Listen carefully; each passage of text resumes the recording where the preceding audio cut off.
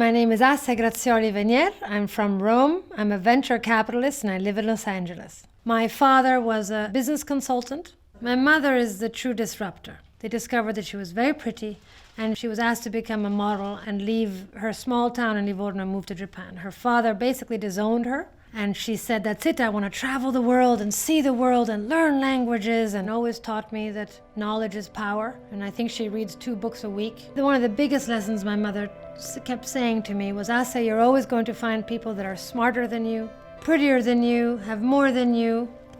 And I think she did that to kind of position me to be okay with potential failure in my life. But to me, that actually drove me to focus on becoming irreplaceable and focusing on what kind of value I could bring to everyone that I worked with, whether it was personal or professional, and how I could make myself be the best version of myself. Well, I was born in Rome, and for the first 8 years of my life, no one knew that I had dyslexia. But this young, blonde, excited, energetic girl just had some struggles here and there. And then my parents divorced when I was 9 years old. My mother remarried to a Chinese American, and we moved to New York. And one of the first private schools that interviewed me came down and told my mother, you know, your daughter's brilliant, but you know that she's severely dyslexic. And my mother was like, I knew she was smart.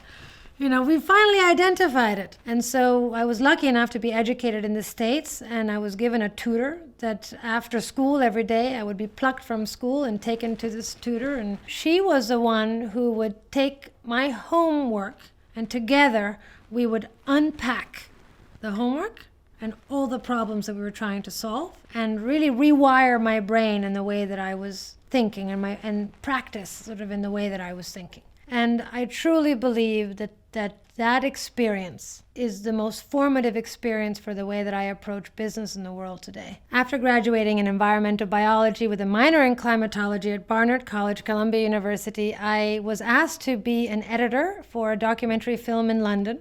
And that's the career I thought I was going to have, telling stories about the world and history and how history repeats itself and pulling stories together.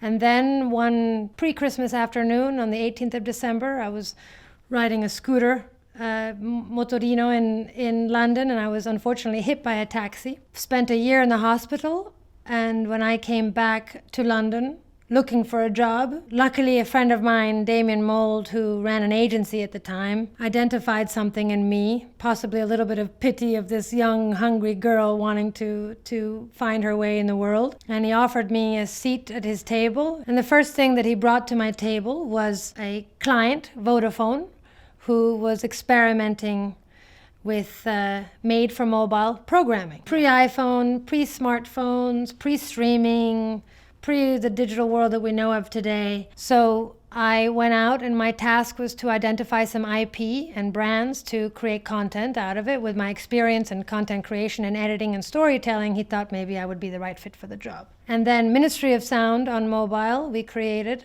And of course it's a good European, a good Italian. I love dance music, and I was thrilled to create video content around a dance music brand that I had known all my life. And then the president of Ministry of Sound said, who's producing those videos?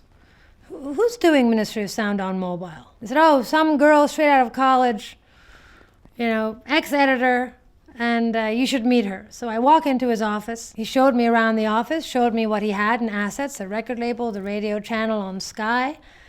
And he said, what should I do with my business? And I was 23 years old, and I said, why don't you have a website with content on it so I can listen to the music and see the interviews of your DJs? And why can't I buy the products that they're talking about? And so he said, well, you're hired. And so he hired me then and there, and he said, you're now head of TV and radio. The real change happened when I met Daniel Ek at a conference in Monaco where I was speaking. And he was sitting on a sofa with his advisors. I already knew what Spotify was. I had heard about this streaming service that gave you all the music when you wanted, how you wanted it, at the touch of a button. And to me, that gave me goosebumps. And I thought, what is this? You know, I'm a music fiend. And so I went up to him, and as a good Italian, I said, I'll launch you in Italy. And he looked at me and said, I think we have bigger markets to look for. And I said, I'll launch you in the UK. And a few months later, we reconnected. Long story short, I ended up working for Spotify for 7 years, working on special projects and launching things like Artist Services Division in the UK and supporting that in the US. And that's really when I realized that my network and my understanding of consumer and my understanding of the creation of value and my passion for wanting something like Spotify to be in the hands of more people and more consumers drove me to tie my network, my understanding of deal making, and to help the company thrive and expand across different markets. And it culminated to me moving to LA 5 years ago to launch their LA office.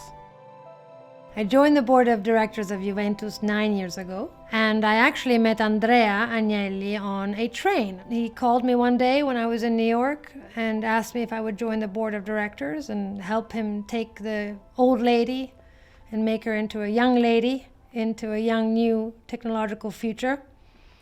And I couldn't but say yes. 3 years ago, we launched Juventus Women. This was the first real significant women's team in Serie A. After seeing the boom of the Women's World Cup and really being proven that there is not only attention but demand for more women in sports, I realized that it was inevitable that I was going to want to enter the space. And so when I was called one day by Steve Baldwin, who's the owner of Washington Spirit, which is the women's soccer team in Washington, D.C., and he was pulling together a new ownership team, it was virtually impossible to say no. It is, of course, an honor to be alongside Chelsea Clinton and Jenna Bush and Dominique Dawes, who is the Olympic world medalist. Here is a city at the center of the world, center of politics, with an existing team of women on the field, playing all over the world.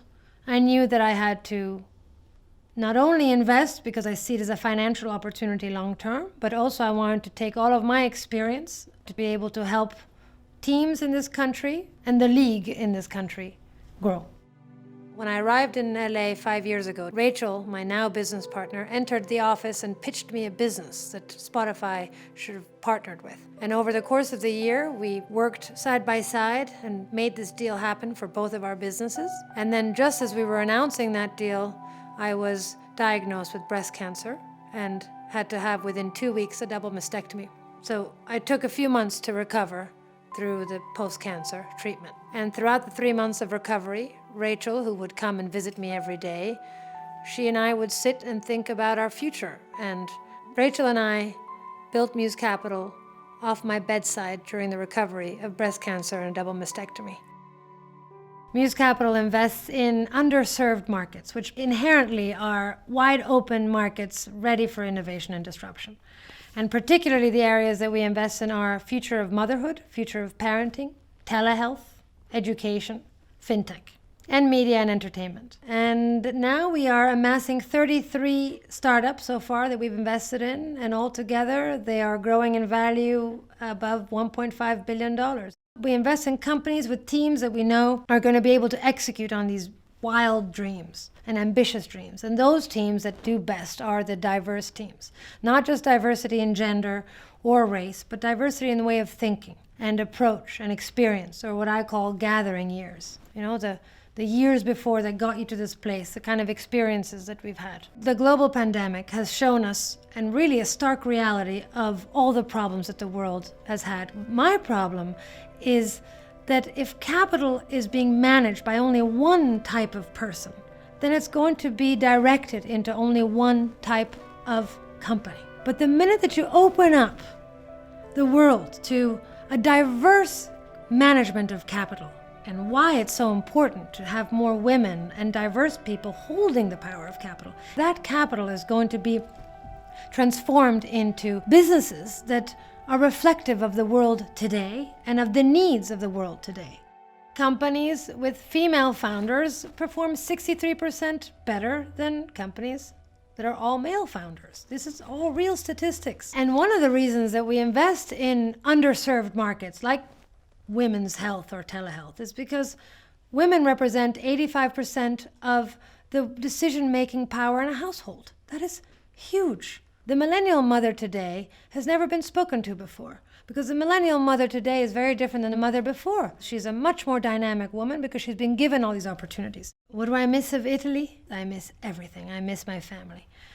I miss, of course, going to the Juventus stadium and feeling the vibration of that stadium and the energy that really, there's just nothing like what a sports in a stadium can do for you and for the heartbeat. It really is extraordinary. And I miss the food. I miss food. I miss flavors. I miss culture, creativity. I have always felt very connected and proud of being Italian. What's my dream?